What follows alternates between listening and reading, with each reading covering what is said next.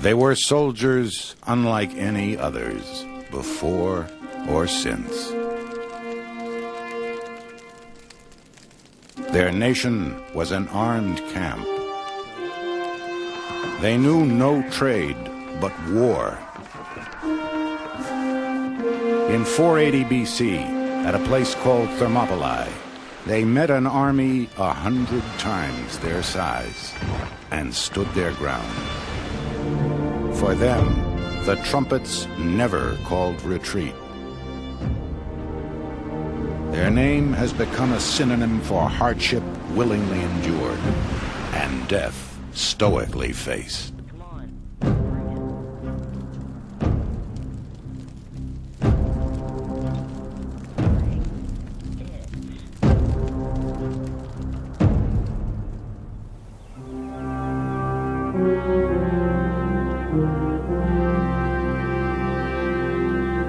If the city of the Spartans should be deserted, and nothing left but its temples and foundations, posterity would, I think, after a long lapse of time, be unwilling to believe that their power was as great as their renown.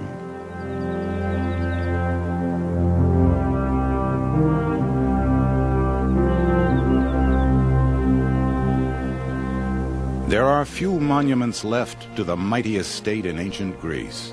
For the Spartans were defended not by walls, but by their warriors. A city well fortified, surrounded by brave men, and not by bricks.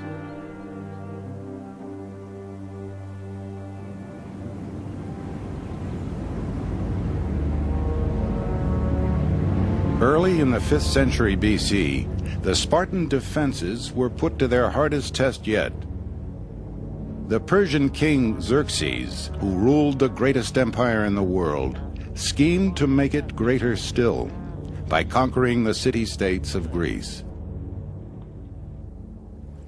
Invaders had long been drawn to the fertile valley of the Spartans, just as the Spartans themselves were centuries before. They were shielded, however, by their mountains and the sea. The true menace to Sparta lay within. Helots, they were called, captives. They were here before the Spartans, and they outnumbered them. But now the Helots toiled like sharecroppers.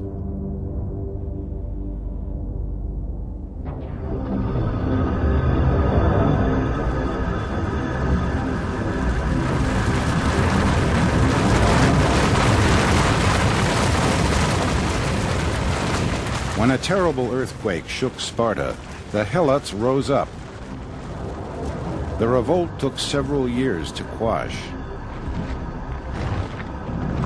Ever since, the Helots were kept in check by Sparta's soldiers, who went among them to kill the disloyal. Hostile to outsiders, fearful at home, Sparta was a regime like no other in history. Forever under the cloud of war, the entire nation lived like an army.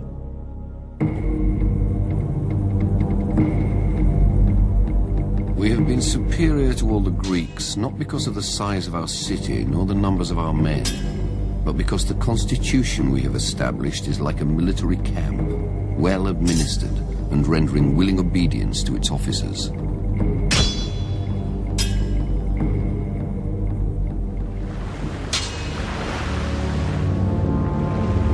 When the Persian, if it was not healthy and sturdy, it would be flung into a ravine on Mount Aegatus and left to die.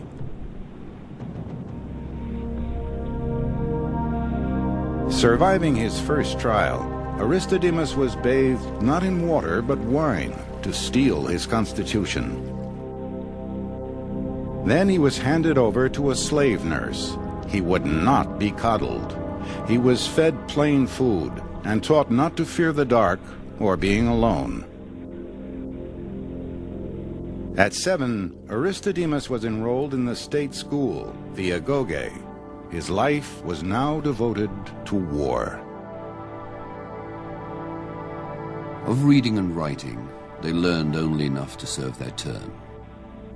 All the rest of their training was calculated to make them obey commands well, endure hardships, and conquer in battle.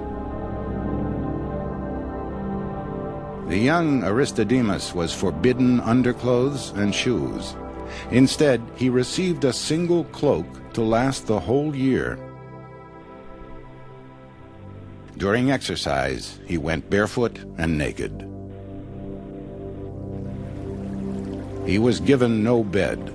He had to make his own from coarse rushes, plucked and twisted by hand. His diet was deliberately poor. To supplement it, he was encouraged to steal food, for someday his life might depend on living off the land. But if caught, he was beaten, first by the owner he had stolen from, then by his tutor for getting caught.